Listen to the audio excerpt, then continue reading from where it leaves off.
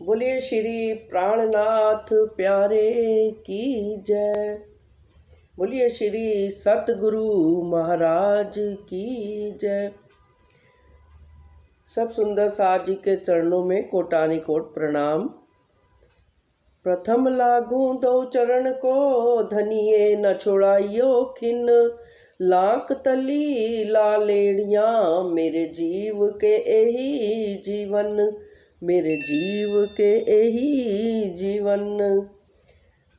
प्रणाम सुंदर साज जी। आज मैं आपके सामने छोटा क़यामत नामा का पहला प्रकरण, छोटा क़यामत नामा का पहला प्रकरण मोमिन दुनी का बेवरा, उसकी कुछ चौपाइयाँ आपके सामने रखूंगी और उनका जैसा राजी महाराज के हुक्म से अर्थ होगा किया जाएगा। जैसा कि प्रकरण के नाम से ही पता चल रहा है कि इस प्रकरण में महामती जी के हृदय में बैठकर हमारे प्राण प्रियतम प्राण वल्लभ श्री धामधनी जी हमें इस दुनिया के बारे में और ब्रह्म सृष्टि के बारे में भेद बता रहे हैं। मोमिन दुनी का बेवरा अर्थात मोमिन कैसे है और दुनिया कैसी है, इस बात को हमें समझा रहे हैं। वैसे तो ये क़यामतनामा ग्रंथ जो है ये महाराजा छत्रसाल जी को समर्पित किया गया, क्योंकि छत्रसाल जी ने प्राणनाथ जी की पूर्ण ब्रह्म परमात्मा के रूप में पहचान करके सारे संसार को ये बता दिया कि मेरे घर में पूर्ण ब्रह्म अक्षरातीत धामधनी आए हैं और अपना सर्वस्व समर्पण कर दिया। इसलिए महामती जी श्री प्राणनाथ जी ने, हमारे धामधनी ने कृपा करके ये क़यामतनामा ग्रंथ, जिसमें कि क़यामत के निशान, मोमिन और दुनिया का बेवरा, सारी बातें जो कायमी की हैं। क़यामत का अर्थ होता है कायमी, अर्थात कायम हो जाना, अपने आप को पहचान लेना। क़यामत का अर्थ साधारणतया लोग महाप्रलय से ही लगाते हैं। तो जो स्वयं को पहचान लेगा उसका मृत्यु से भी भय समाप्त हो जाएगा और वह स्वयं में कायम हो जाएगा, अर्थात उसका धामधनी से नाता अखंड है, इसकी उसे पहचान हो जाएगी। जो नूर पार अरस अजीम ए जो बेवरा क़यामत का, मोमिन दुनी की तफावत ए फना ओ बीच बका। महामती जी पहली चौपाई में क्या फरमा रहे हैं? जो नूर पार अर्श अजीम अर्थात जो क्षर के पश्चात अक्षर ब्रह्मांड है, 14 लोकों का ब्रह्मांड क्षर ब्रह्मांड कहा जाता है। उसके बाद 7 शून्य निराकार, निराकार के पार योग माया का ब्रह्मांड, योग माया के ब्रह्मांड के बाद अक्षरधाम, अक्षरधाम को क्या कहा जाता है? नूर, यानी वे नूर धाम, नूर का जो यानी अक्षर ब्रह्म का जो निवास स्थान है, उसके पास उसके भी परे जो अखंड परम धाम है। और ये जो क़यामत का मैं आपके सामने बेवरा प्रस्तुत कर रही हूँ, उसमें मोमिन और दुनिया का भेद बताते हुए कह रहे हैं कि मोमिन तो परम धाम के रहने वाले हैं और दुनिया वो इस नासूत संसार में, क्षण भंगुर संसार में रहने वाली है। जब लाहूत से रूहें उतरी कया अलस्तो बेरब कुम, नासूत जिमी में जाए के जिन बुझे भूलो तुम। महामती जी कह रहे हैं कि धामधनी जी ये फरमाते हैं कि जब रूहें खेल में उतर रही थी तो धामधनी ने ये हुक्म दिया था, ये आदेश दिया था और ये इस बारे में सावचेत भी किया था कि हे रूहें, तुम इस संसार में जा रही हो, तुम मुझे भूल मत जाना। अलस्तो बेरबकुम, मुझे ही अपना स्वामी मानना और किसी को अपना खुदा मत बना बैठना, और किसी को अपना स्वामी मत बना बैठना। ऐसा खिलवत वाणी में भी एक प्रकरण है, कया उतरते हक ने अलस्तो बेरबकुम, अर्थात श्री राजी महाराज ने रूहों को पहले ही सावचेत कर दिया था कि तुम इस संसार में जाके दुख के खेल को देखते हुए तुम मुझे भूल ना जाना। तब रूहों वले क्या हम भूले नहीं क्यों कर, तुम साहिद किए रूहें फरिश्ते पल रह ना सके तुम बिन। और तब उनके जवाब में जब धामधनी उनको सचेत कर रहे हैं तो रूहें क्या कहती हैं? बड़े अभिमान से कहती हैं कि हे धामधनी, आप जब हमें पहले ही सचेत कर रहे हो और आप ये भी कह रहे हो कि मैंने सारे शास्त्रों में आपकी गवाहियाँ भी लिखा दी है, तो फिर भला हम कैसे भूलेंगे। और आपने ये भी फरमाया है कि आप हमारे बिना नहीं रह सकते, तो हम भला आपके बिना कैसे रह सकते हैं। पल रह ना सके तुम बिन, रूहें भी आपके बगैर एक पल भी नहीं रह पाएंगी। किंतु अब देखिए, अब 400 वर्ष बीत चुके, धामधनी तो बार बार समझा समझा के समझाते जा रहे हैं कि हे रूहों, मैं ही तुम्हारा आशिक हूँ और मैं ही तुम्हें ज़्यादा प्यार करता हूँ। रूहें हैं, हम रूहें क्या कर रही हैं कि दुनिया वालों के साथ मिलकर दुनिया की रहनी में आ जाते हैं और अपने प्रियतम परब्रह्म को भूल जाते हैं, बार बार भूल जाते हैं। इसलिए हमारे सामने बार बार इस पूरी वाणी में धामधनी जी क्या कह रहे हैं, बार बार एक ही बात को अनेक तरह से कहा है कि मैं ही तुम्हारा धनी हूँ, तुम मुझे भूलना मत। तुम खामंद हमारे सिर पर अरस अजीम बका वतन, हम क्यों भूले सुख कायम तुम्हारे कदमों हमारे तन।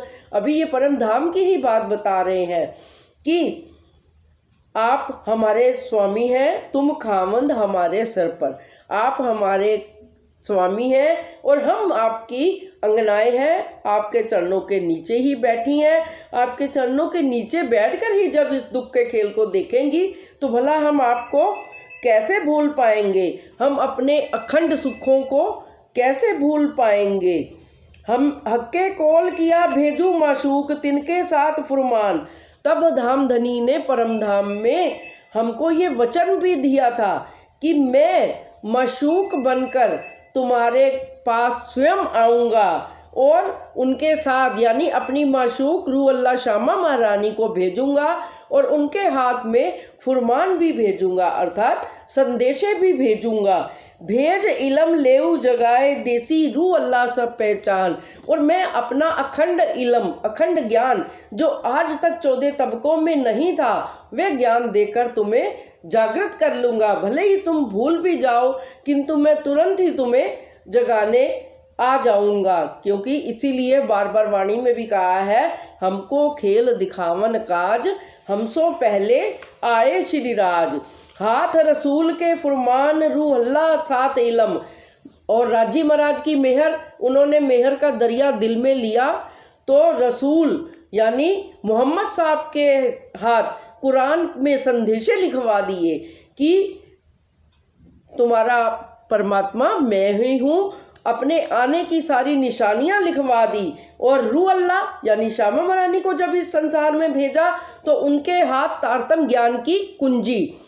सब कहते हैं ना, सब पुरियों में उत्तम पुरी नौतन, जिसमें धामधनी तारतम लाके आए। धन धन पुरी नौतन, धन धन भरतखंड, जेमा निध प्रकट हुई जिनमा ये अखंड। अर्थात नौतनपुरी जो है जामनगर की वो भूमि अखंड है जहाँ रूह अल्लाह श्यामा महारानी आए और आकर के तारतम ज्ञान को प्रकट किया। उनके द्वारा ही यह तारतम रूपी कुंजी, जिसके द्वारा सारे संसार के शास्त्रों के भेद दूसरे जामे में इंद्रावती जी के तन में आके खुले, तो हादी करावे हजूर बंदगी, खोले पट हक के हुक्म।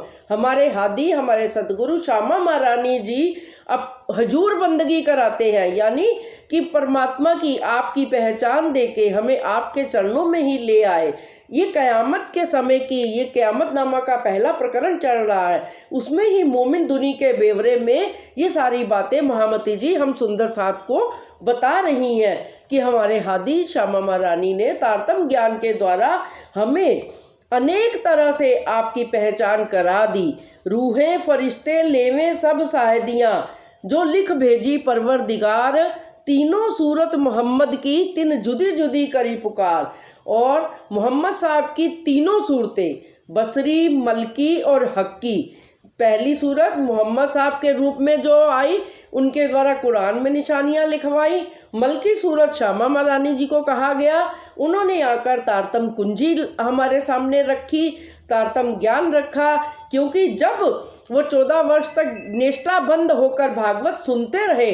उसके पश्चात धामधनी ने अपनी रूह जानकर, अपनी अंगना जानकर उनको ये संदेशा दिया, उनको जागृत किया कि तुम कौन हो, कहाँ से आई हो, अपनी सारी पहचान कराई। तो फिर श्यामा महारानी ने हम सब रूहों को ये पहचान बता दी। और तीसरी सूरत जो है हक की सूरत, यानी स्वयं श्री प्राणनाथ जी के रूप में बसरी मल की तीनों सूरत जब मिल करके पूर्ण रूपेण महामती जी जाहिर हो गए, तो उन्होंने कुरान की सारी साक्षियों को, सारे भेदों को हमारे सामने प्रस्तुत कर दिया। और पहली सूरत जब कुरान में संदेशे आए, दूसरी सूरत तारतम कुंजी लाए, तीसरी सूरत ने सारे संदेशों को जाहिर कर दिया, प्रकट कर दिया। जो दुनिया वाले आज तक जिस ज्ञान से वंचित थे, उस ज्ञान को भेज दिया। लिख भेजी रमूजे इशारते, दो गिरो तीन सूरत पर, दूसरी बका ना खोल सके ए वाहिदत कुछ खबर। महामती जी फरमा रही हैं कि हमारे धामधनी ने रमूजे इशारते, यानी सारी बातें अपने आने की, रूहों के आने की, दो गिरोह कौन सी है मुख्य, ईश्वरी सृष्टि और ब्रह्म सृष्टि, उन पर ये शब्द जो निशानियां भेजी कि ईश्वरी सृष्टि भी पहचान लेगी, ब्रह्म सृष्टि तो पूर्ण रूप से पहचान लेगी, लेकिन जीव सृष्टि को इसका लाभ मिलेगा कि उसको आवागमन के चक्कर से मुक्ति मिल जाएगी। दूसरा बका की ना खोल सके, और दूसरा परब्रह्म के बिना परम धाम की हकीकत कोई भी नहीं खोल सकता। ए वाहिदत गुज खबर, वाहिदत की, एक दिली की, अखंड परम धाम की जो बातें हैं वो कोई भी पूर्ण ब्रह्म परमात्मा के सिवा खोल नहीं सकता। सुंदर सार जी, आज इन्हीं 10 चौपाइयों के साथ मैं अपनी बात समाप्त करती हूँ और ये चौपाई दोहराते हैं। लिख भेजी रमूजे इशारते, दो गिरो तीन सूरत पर, दूसरा बका की ना खोल सके ए वाहिदत गुज खबर, ए वाहिदत गुज खबर। बोलो श्री प्राणनाथ प्यारे की जय, बोलिए श्री सतगुरु महाराज की जय। प्रणाम। सब सुंदर साथ के चरणों में कोटानुकोट प्रणाम, पुजारी जी के चरणों में भी कोटानुकोट प्रणाम। प्रणाम जी।